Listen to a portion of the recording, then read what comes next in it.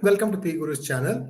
I'm your host Sri Iyer. A happy new year to all of you. And today we have with us again Abhijit Iyer-Mitra in a new avatar. Let's first welcome him and we'll talk all about his new avatar. Abhijit, namaskar and welcome to PGurus channel. Namaste, and please everybody join Bharat Jodo Yatra, the one true hope for India's future. Thank you. So looks like Mr. Abhijit Iyer-Mitra has become a spokesperson for Bharat Jodo Yatra. How is that going, Abhijit? Yeah, see, it's going very well. We're like completely enthused by the people's response. Like in one place, 12 people turned out, another place, 15 people turned out. It's like an amazing response. So we're like very upbeat about it. We're like convinced we're going to form the new government in 2024, unless, of course, the votes are manipulated like they were the last time and the election machines are rigged. Speaking of vote rigging, we have a cartoon about Rahul Gandhi where there is an argument going on between Donald Trump and Kim Jong, the guy who was North Korean dictator, talking about nuclear button. I have the button, and one says I have the button, the other one says I have the bigger button, and then Rahul Gandhi pipes in and says, "Press the button, the vote will go to BJP."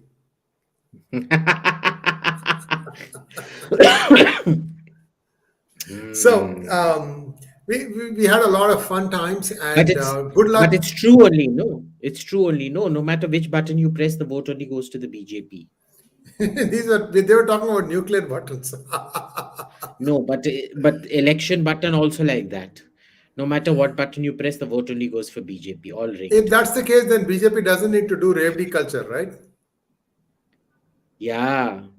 That's why they're winning elections in spite of Rahul Gandhi's charisma. Like, look at Modi, he has no charisma. Only Rahul Gandhi has charisma.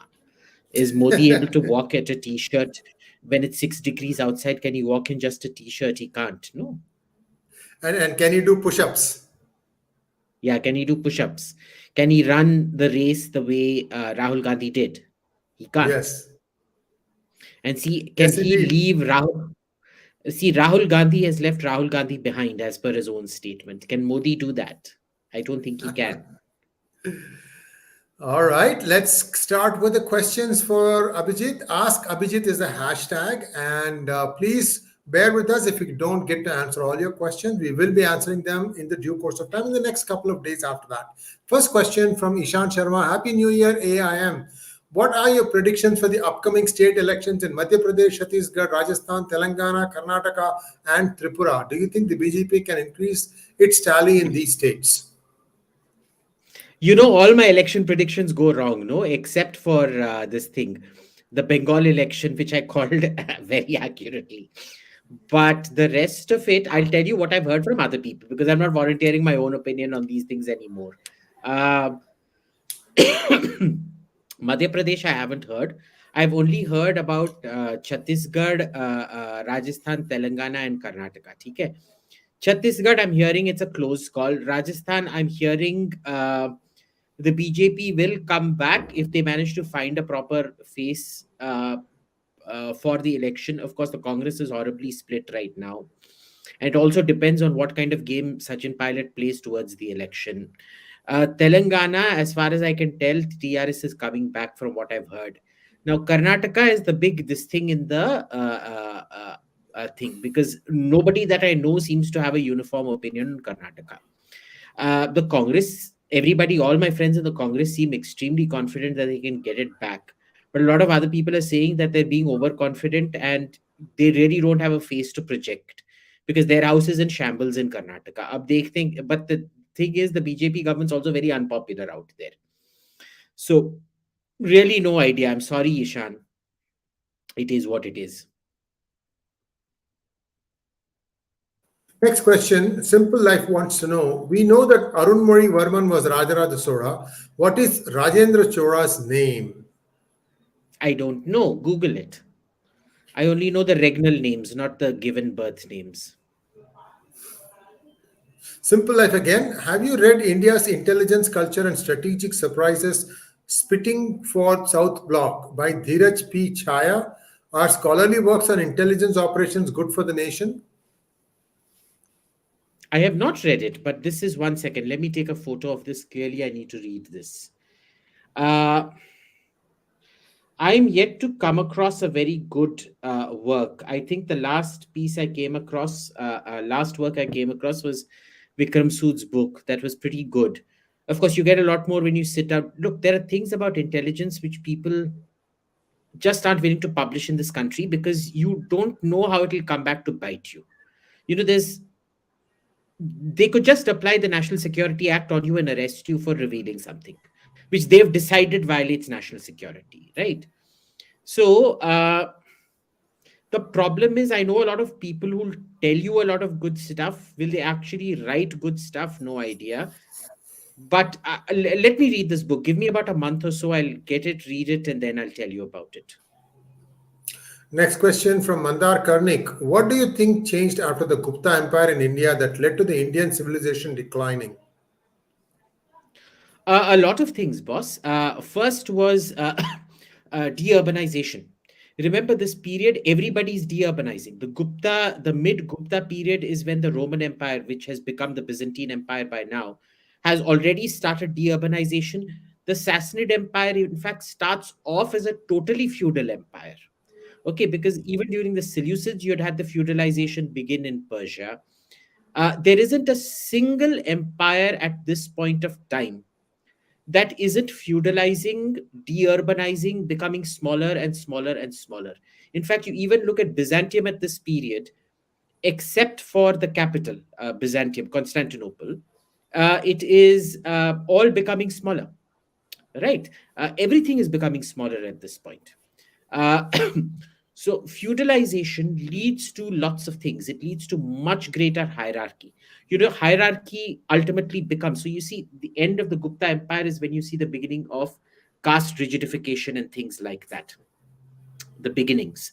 Uh, you see a lot of the same thing in Europe. Now, if you read Barbara Tuchman's The Calamitous 14th Century, uh, we're not taught this, but when you read Barbara Tuchman, you realize this. Do you know they had the same kind of caste? It wasn't caste rules, but it was class rules in Europe, which were ultimately ended by the Black Death, the depopulation because of the Black Death, the Reformation, and things like that.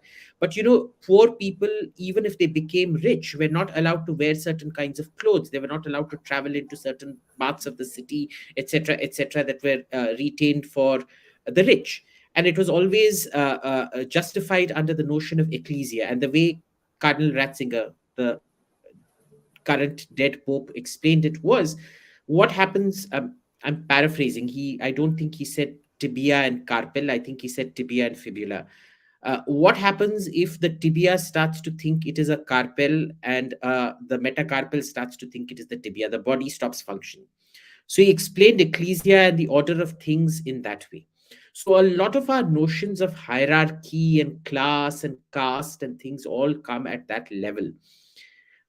Some civilizations managed to recover. Many, like India, never did after that. You know, it's like, say, Egypt. Egypt is a Bronze Age phenomenon. The moment the Bronze Age ends, Egypt becomes nothing. It is no longer a military power. It's constantly somebody's colony or the other.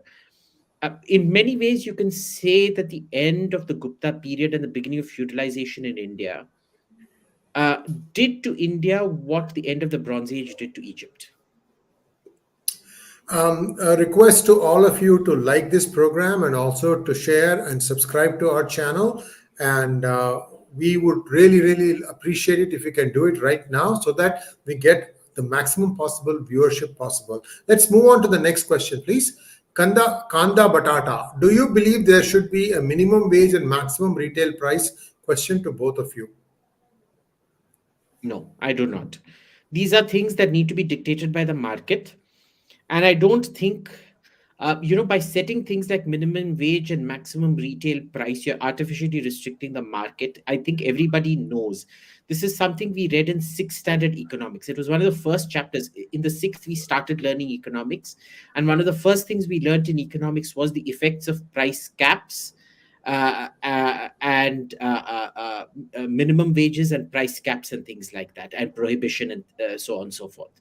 It's curious, of course, that governments don't listen to that. So, no, I do not believe in minimum wage legislation unless there is a serious case to be made for exploitation.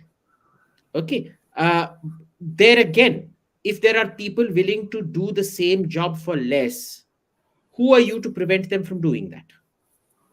It's really that Next. simple. So, no, I do not believe in minimum wages, nor do I believe in maximum retail prices.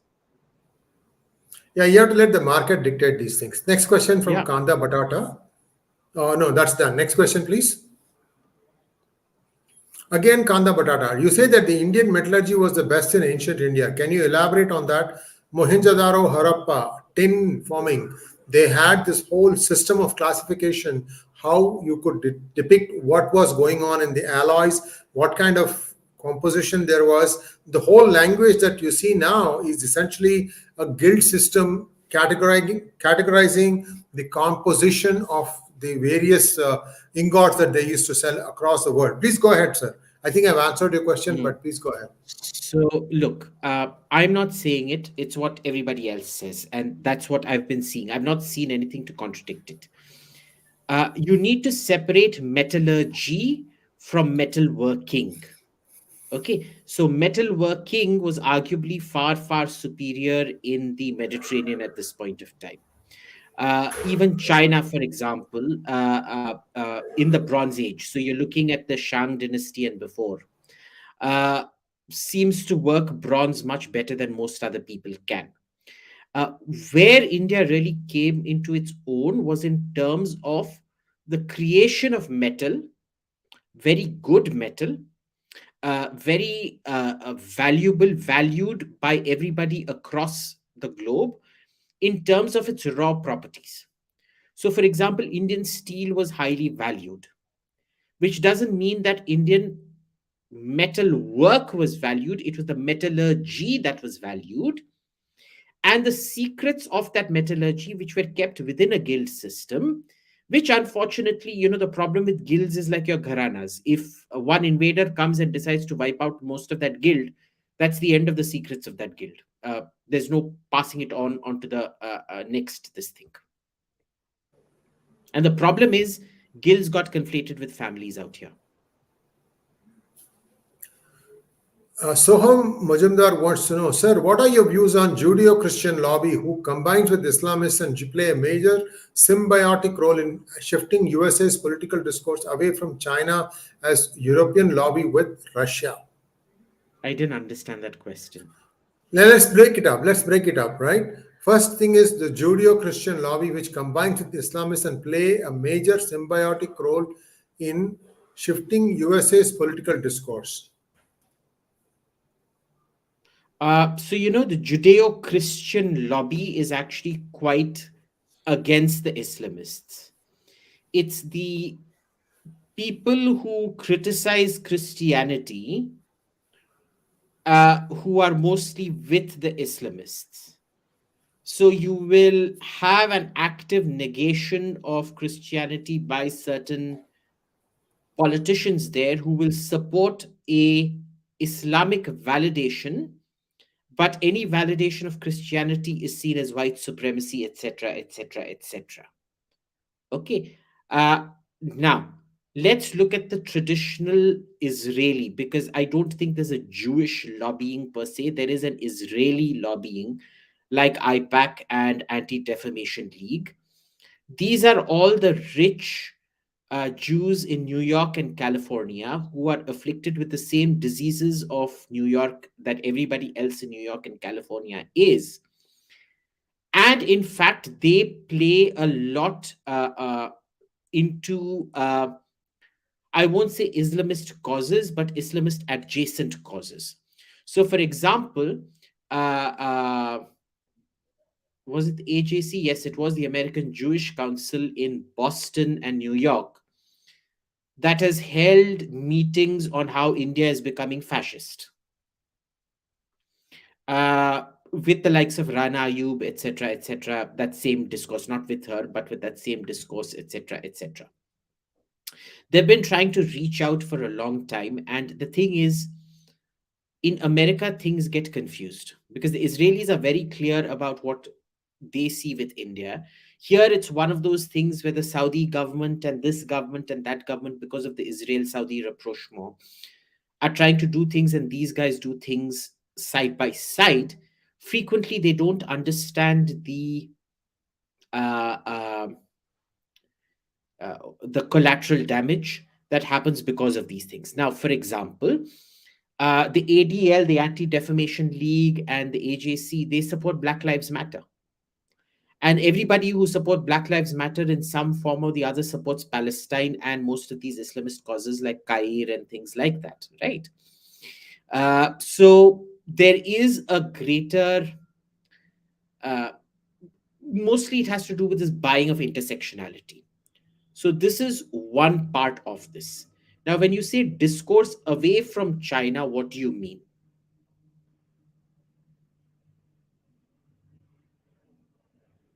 Soham, can you type?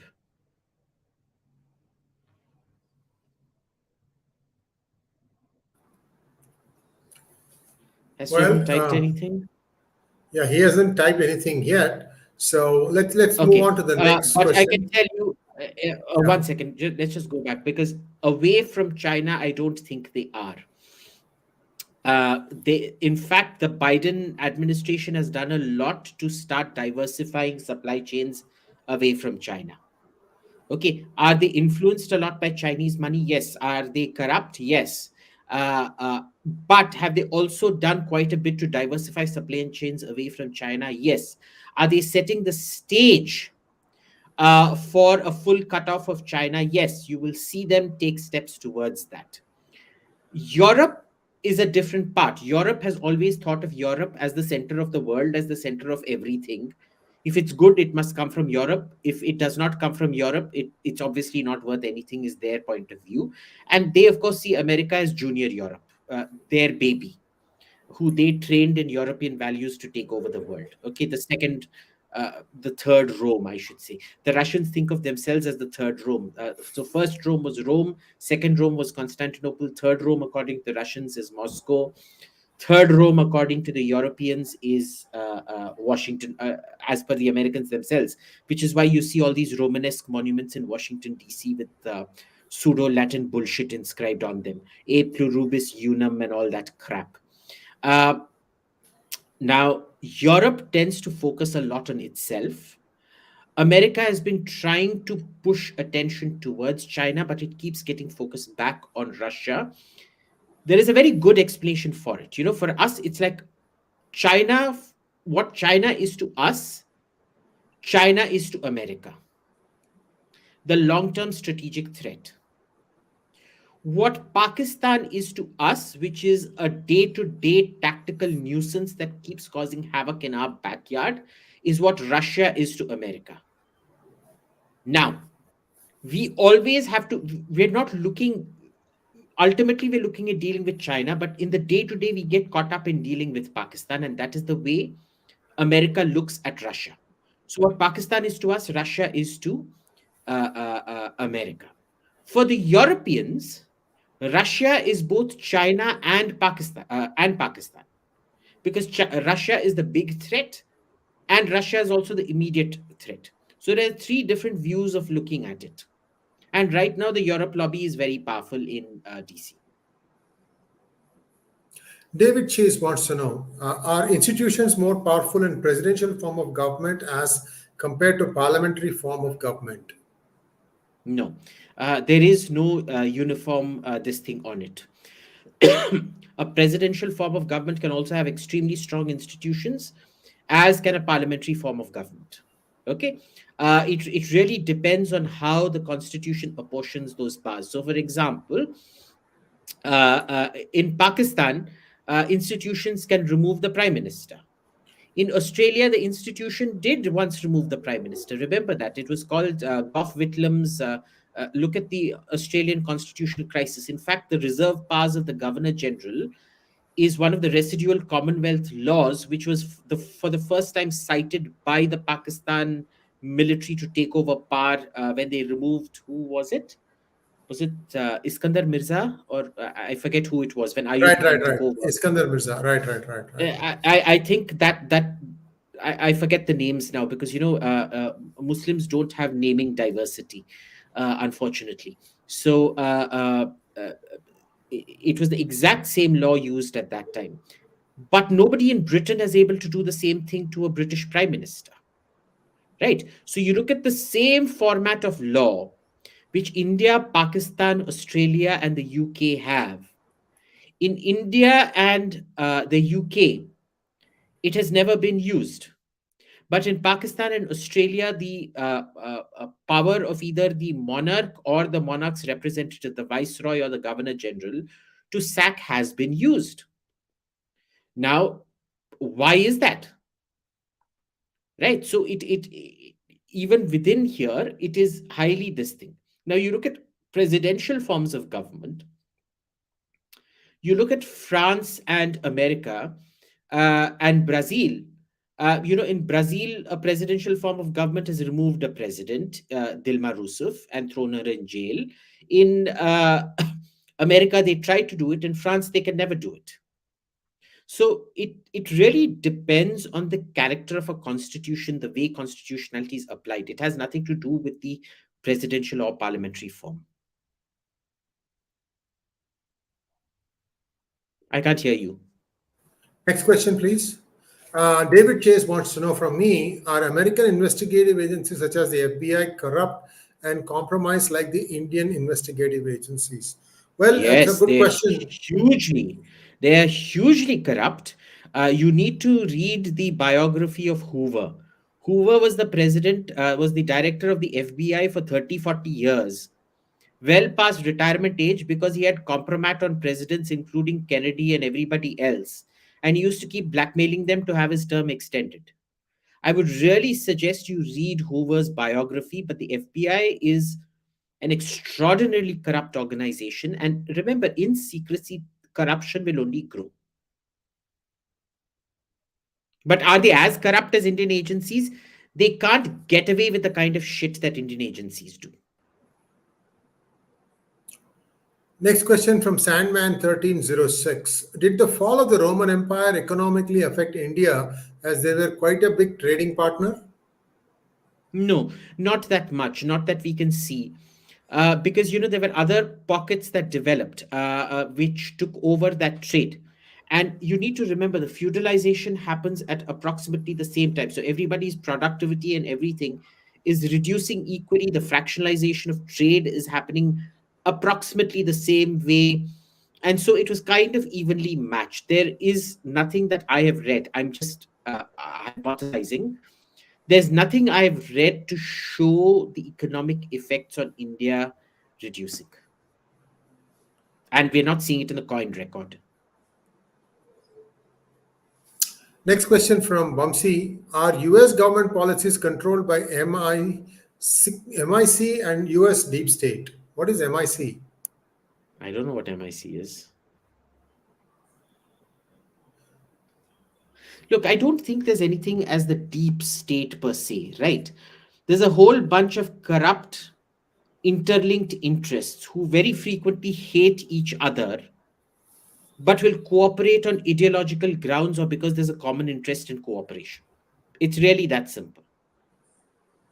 There isn't a deep state, there are similar interests. Let me give you an example. Uh, you it is only through the end of of church control of speech and the state that free speech developed in Europe, that pushed the scientific revolution. Okay. Yet today, in spite of knowing all of this, that it is freedom of speech, that including the right to offend, especially the right to offend, that allows you to push scientific boundaries, that has been responsible for the greatest pushing of science historically ever. You have a movement in America towards speech control, hate speech. Now, you'd think this is because Google and Zuckerberg are Democrats. So Pichai and Zuckerberg are Democrats, and so they are in cahoots with the FBI who are in cahoots with the Democrats. No, each one is doing the same thing for a different reason. Okay. The Democrats are doing it because it's ideological for them. They need to discredit their opponents. They need to bring in more people who need to be more angry and feel more victimized so that they vote for the Democrats, so they can play their race baiting politics. The FBI does it because they did a pretty damn good job in weeding out a lot of Islamists incoming and things like that. Now they need to find the next big whatever. And so white supremacy is a fantastic way of getting funds, whether they believe in white supremacist, uh, uh, uh, violent white supremacists as being the next terrorists in America or not. They need funding. They need a next big boogeyman to justify funding. So they will do that. Why does business in California do it? Well, very simple. You remember what happened to Nokia? Okay, Nokia got wiped out. We have seen it in our own lifetime. When we were kids, Nokia was everything. Mobile phone meant Nokia. And today, Nokia is nowhere. Okay, why?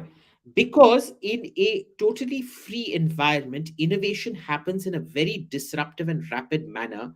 You can see the growth and collapse of a company like that. Whereas in a controlled environment, the growth of technology slows down very considerably.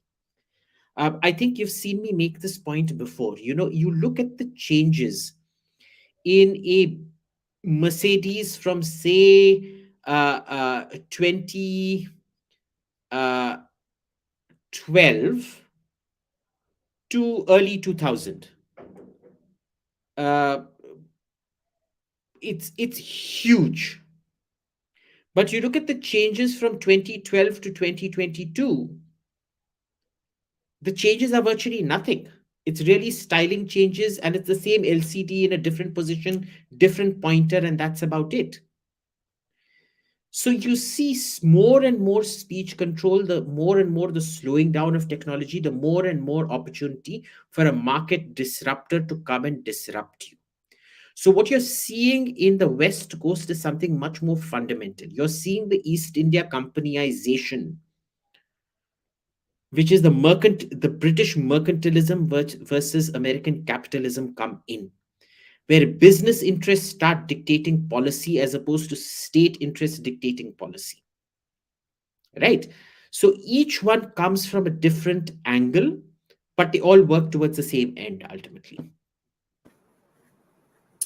Most of the time, the government is hands off in terms of dealing with MNCs. So I don't think MNCs really set out a certain policy like to deal with a particular country.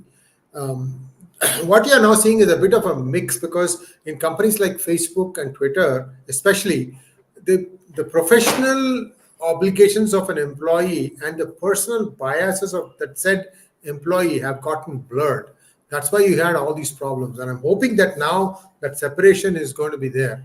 Because even in, if you remember hundreds of years ago, you had this separation of church and state. It was essential that happened. Otherwise, Europe would have been Samuel Becketized, if you know what I mean.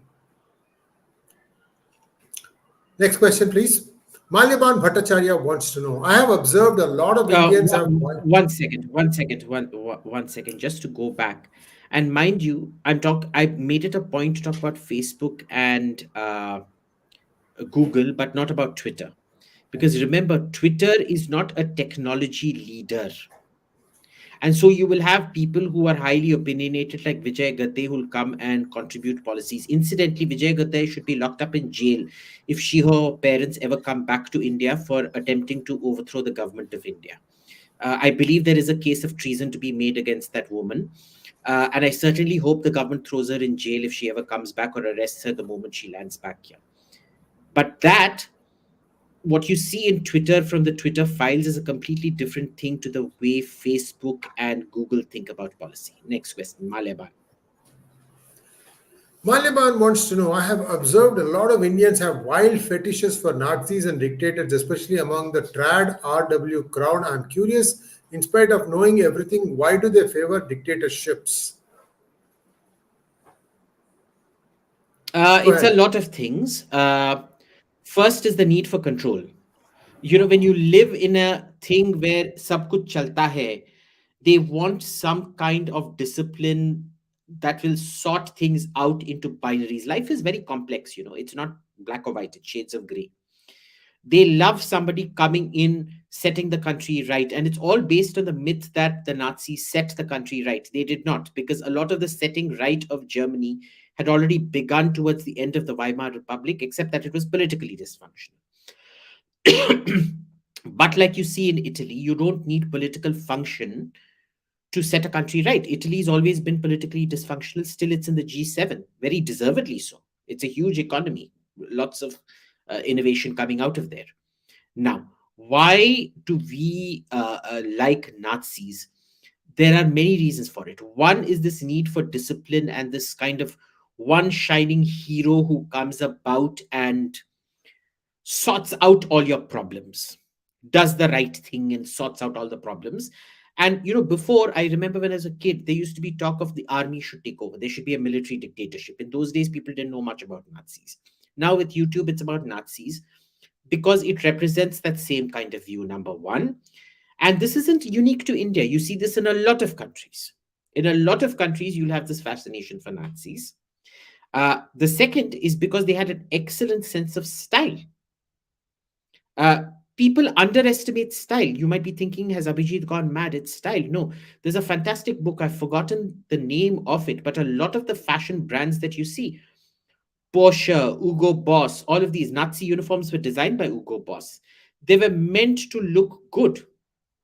They looked bloody good. And people forget. Maybe you or I don't think that way, but why does everybody go crazy tomorrow if Shri Iyer said, you know, Abhijit will take off his shirt, will tear his shirt open on PGurus? I think all of you will stop subscribing and unsubscribe. At the same time, if a film director says Salman Bhai will take his shirt off, all the whistle kunjas will run to theaters just to watch him take his shirt off and flash his six-pack abs. Looking good is very, very important. Don't underestimate that. So there's a whole study, there's a book about it on how a lot of the fashion icons and things like that helped propagate this whole Nazi this thing. They had a fantastic sense of ceremony, timing, aesthetics. Aesthetics, not my aesthetics, but a lot of people found Nazi aesthetics very fine. Their couture definitely was. The fourth thing in all of this is, especially in India, there is this belief that the Nazis helped Netaji Bose. And that plays a lot into a lot of mindsets. Because remember, a lot of the Tevar community, Muthuramalingam Tevar was part of the INA, wasn't he, Shri? Yes, he was. Yes, he Yes, was. he was. So He there's a he big he. Bengali constituency. There's a big Tamil constituency, or especially a Tevar, who are one of the dominant voting blocks in Tamil Nadu. Who uh, anybody, if जिनके हाथ पे नेता जिनके sir पे नेताजी का हाथ था, वो अच्छे होंगे, kind of an attitude. Next question from Maliban Bhattacharjee, Q2. Majority of Estonians, Latvians, and Lithuanians have hatred for Russia and vice versa, that too when they are part of USSR, once alongside Ukraine. Can all parties reconcile here ever? No, I don't think so. Uh, uh, Remember, Ukraine was actually more Soviet than Russia was, in a sense. Estonians, Latvians, and Lithuanians were quite different. They were actually economically ahead of Russia at one point, till Russia re-annexed them. You know, remember when they're created by the First World War, and they are finished by the Second World War, when Russia goes and annexes them all over again. Uh, Even before that. So it was that period of freedom in between where Estonian, Latvian, Lithuanian nationalism, as well as Ukrainian nationalism, that are fostered by German nationalism, which is a very dangerous kind of nationalism, erupt. They also have very legitimate reasons to hate Russia because they still remember the Russian yoke. Okay. And in at least in case of the three Baltic countries, unlike Ukraine, in Ukraine, the Nazi record is very ambiguous. They killed as many Ukrainians as they supported, etc., etc. In Estonia, Latvia, Lithuania, they were quite pro Estonian, Latvian, Lithuanian, because they are not Slavs. Remember that the Latvians are not Slavs, the Lithuanians are not Slavs. The Estonians are basically Finns. They speak a very similar language. The Estonian national anthem is the same as the tune is the same as the Finnish national anthem. They deliberately adopted it. Okay, there's a lot of things that Estonia does, which is to emulate Finland. They belong to a same linguistic group. They identify a lot with Finland, and Finland was a German ally at that point of time. There are lots of things where Field Marshal Mannerheim, who was the president of Finland at that time, very specifically asks to go soft on Estonia and things like that. Things. But every country has a right to see its history its way. And in the modern memory, wiping out that memory is impossible. Once upon a time, maybe it could have been done, not anymore. It's the people who really face the brunt of Soviet rule, where the Soviet and Tsarist rule, where the Central Asian republics, who are very pro-Russia. They're pro-Russia because their collective historical memories were completely wiped out by the Soviets. The Soviets never succeeded with the Ukrainians, Estonians, Latvians, and Lithuanians. So I do not think reconciliation is possible here at all, because there is also a political interest here, because by themselves, Estonia, Latvia, Lithuania bring nothing to the table. They have to use the Russia threat bogey and in effect create a self-fulfilling prophecy in order to gain importance first within NATO and by NATO proxy. Sir, there's a lot of interference coming from your side. There's a lot of background noise. Sorry about that. Tirpi vardu. Okay. They use, and this was the big thing with Russia. Russia always held that EU and NATO were interchangeable as and when the EU wanted. And that's kind of what Poland, Estonia, Latvia, Lithuania have proven, that it is kind of interchangeable in a sense, where you can cry wolf in NATO to get concessions in the EU and vice versa. Abhijit, India is ranked 12th in Global Terrorism Index. Why is terrorism so high in India? Okay, I don't take these indexes seriously. I don't take any of these indexes seriously. Not the indexes, and my contempt for all these indexes, the ones that show India in good light as well as the ones that show India in bad light. So I don't want to, get into. I have huge issues with the Global Terrorism Index, just like I do with, just like I had things with Ease of Business Index when it was showing India doing very well in 2014, 2015. Oh, Lithuanians were an Iyengar tribe that migrated around 500 BC. They were originally Lithuangars. This is correct. This is correct. Yes, this is absolutely correct. They made their way all because of Iyer discrimination. No, they didn't make their way because of Iyer discrimination. See, they tried to suppress us. So, it was a freedom movement that kicked them out. But, the Lithuanians, Raghavendra, you might think this is a joke. But you go tell the Lithuanians this, they will actually accept it. You know that? A lot of the neo-pagan movements that want to go back to when Lithuania was great has a lot of pagan overtones to it. You'll find a lot of Nazism in Europe. You can almost conflate Nazism with neo-paganism in Europe. So you think this is funny, but go try telling a Lithuanian this, he'll actually buy your story. It doesn't matter that there were no Iyers or Iyengars in 500 BC, but he will buy the story. Next question, please. Sandman 1306. Why did Elphinstone destroy the hill forts of Sahyadris? And you should subscribe to Prathamesh Godbole's Substack. He has awesome translation of the Maratha battle reports and letters. Yeah, look, I love Prathamesh Godbole. If you send me the link to his, if you send Shri the link to his Substack, I'll subscribe to it. But he should answer that. No, he's much better. I mean, he's done a fantastic job with a lot of these original Maratha sources. And thankfully, the Maratha sources are still preserved, unlike most other sources.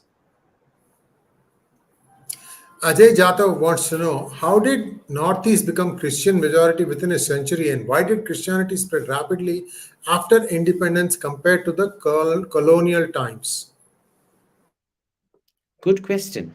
Northeast became a Christian majority not within a century. It became a majority within 40, 50 years, mostly because they did not have a theological structure controlling them.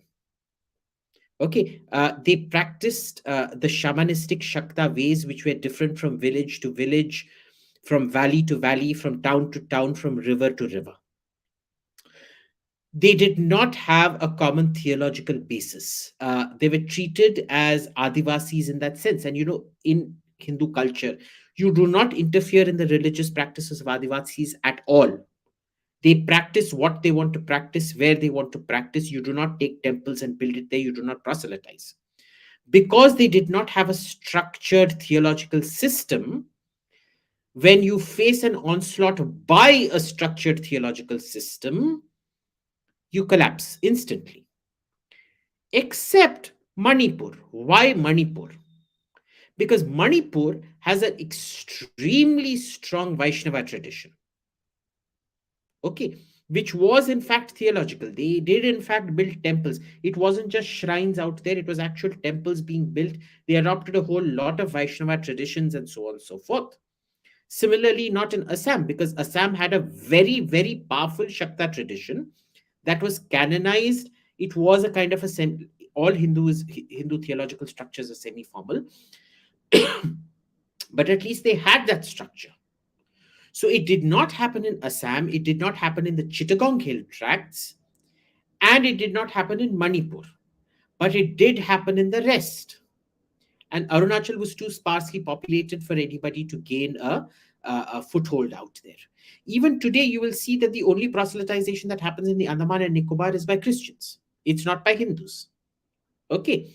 Now, what happened after independence is that ever since the revolt, the one big undeniable benefit of the revolt of 1857 was that it put a stop to all conversion activities. The British really shit their pants, and they realized the kind of mid 19th century proselytization fashion.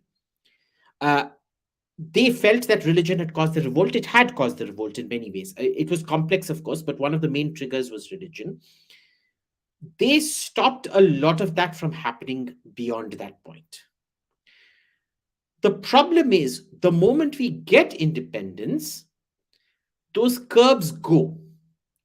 Christian institutions find a lot of ways of manipulating the government. The earliest, of course, was the sacking of the EMS Nambudripad government, the first elected communist government, freely elected communist government anywhere in the world, which you will not read in histories today, but everybody knew it at that time, was sacked entirely because the Christians wanted the communists out. The Kerala Christians wanted the communists out. And so our man Nehru felt very indebted to them. They built lots of strategic alliances with the Congress, even though at times they opposed the Congress. So, for example, Lahore went to Pakistan because it was the Christian vote in Lahore which was the deciding factor. That 2 or 3%. There's a fantastic description of it somewhere. I keep forgetting the names of these books. They were the ones that twisted the vote in that particular area. Okay, so they voted very strategically, and you found all these restrictions and curbs lifted after that. So you will see it grow at a much, much more rapid pace post independence than pre independence. Rashmi Patel wants to know your views on China's new patent on microchip technology. I don't know. She's the guy to ask. Rashmi, I have not studied it, but I would look at it very, very questioningly. Uh, in order to get a patent, you have to have a lot of background research done. I'm not so sure that China has done something like that. I'll have to look at the pattern before I can weigh in. Next question, please. Abhishek wants to know, sir, what's your opinion on BRICS? Has it achieved its objectives till now? Mm. Look, I don't have a very high opinion of BRICS because it's different types of economies with different interests, different regions, different disposable incomes, different economic trajectories. Russia is essentially a white Saudi Arabia, multi-commodity. Saudi Arabia is a single commodity Russia. Russia is a multi-commodity white Saudi Arabia. Okay. But MBS is investing in education and diversification for Saudi Arabia's future, which is something Russia did not do.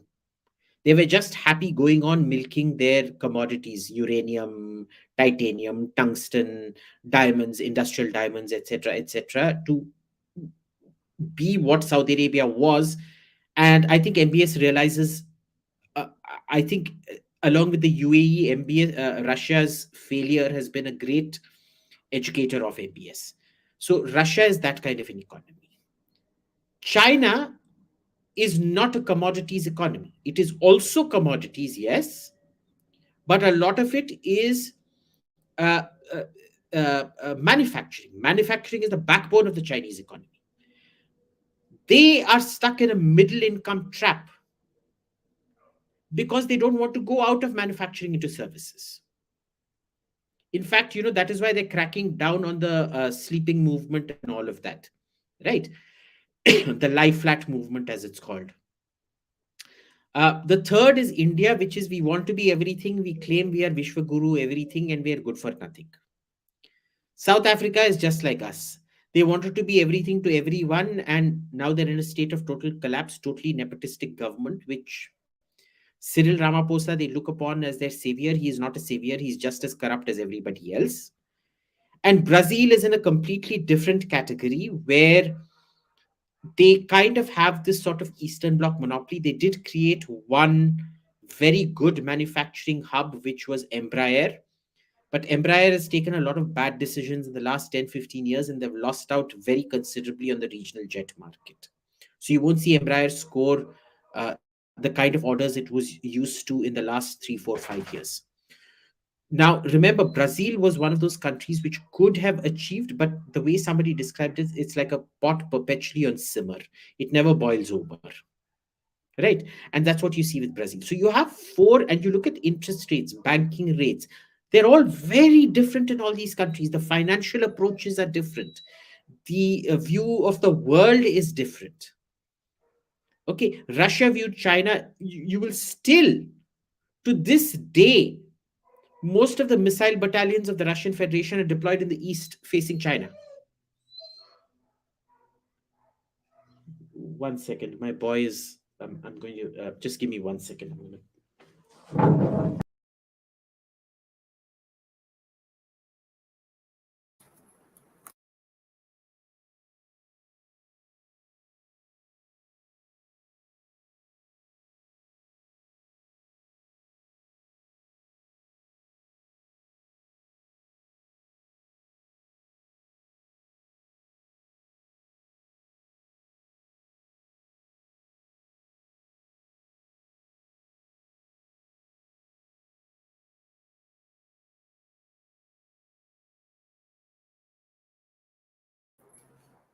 Hello, can you hear me?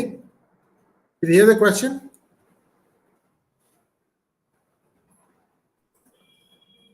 Did you hear the answer?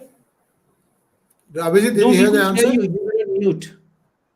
Oh, So when I left, nobody heard yeah. anything that you were saying. I'm so sorry, guys. We'll fix it in the answer thing in the final version of the video. What I was trying to say was that Israel and US are possibly the allies that India will look to.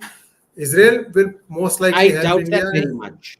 I doubt that very Okay. much. I think Why don't you tell me because who you think will come to India's help? Israel, yes, I think there is a belief that you can depend on Israel and France.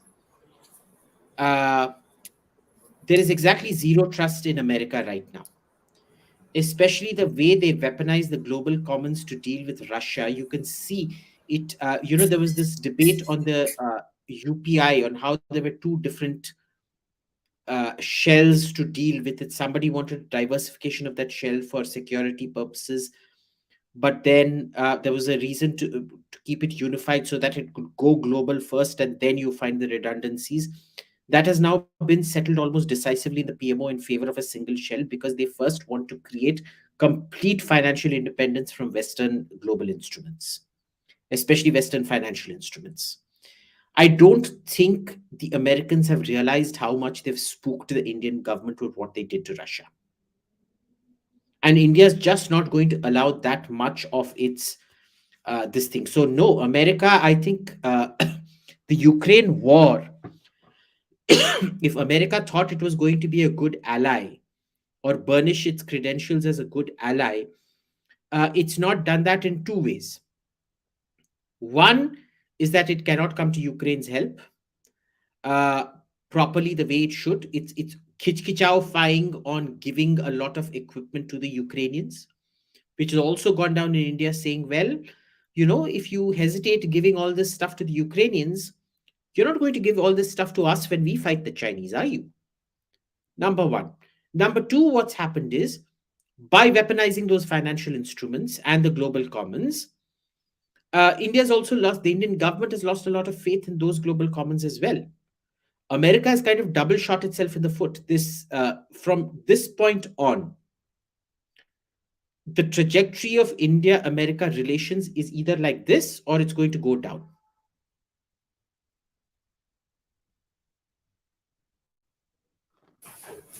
You're muted, sir. You're muted again.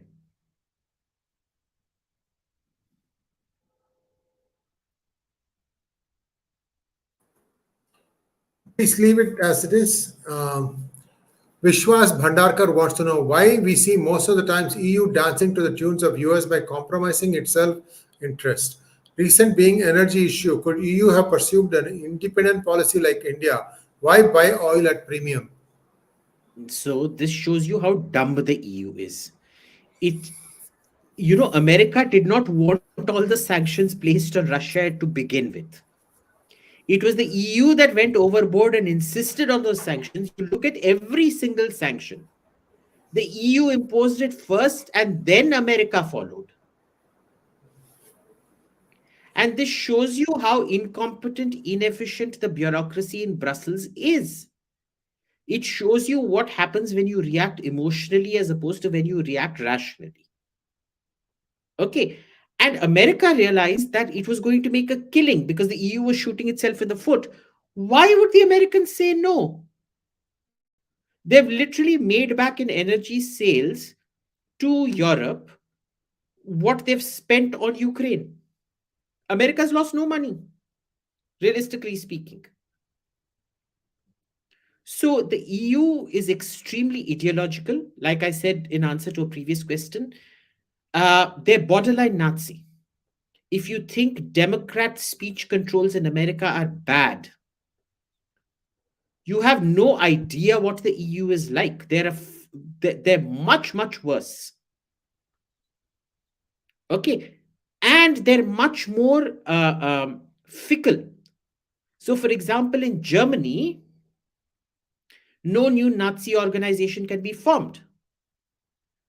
But a state court in Wuppertal just yesterday or day before yesterday has said that a new Sharia force that was enforcing Sharia law, 7 young Muslim men enforcing Sharia law in a 3 street by 3 street zone in Wuppertal, was perfectly fine because they were exercising their right to free speech by trampling on others' right to free dress.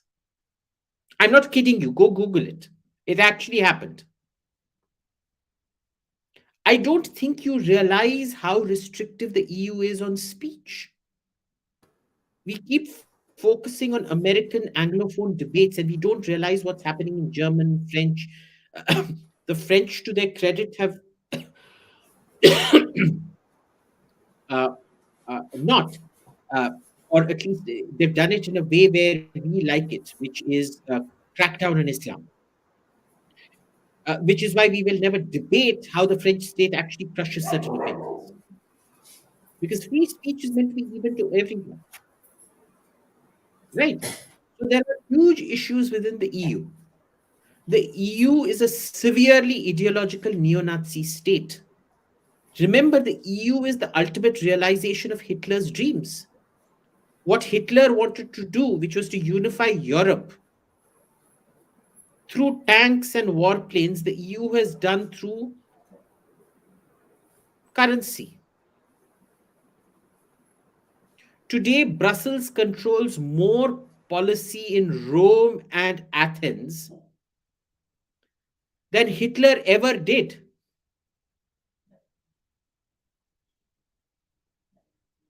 And this is the problem with ideological states, that they take themselves too seriously.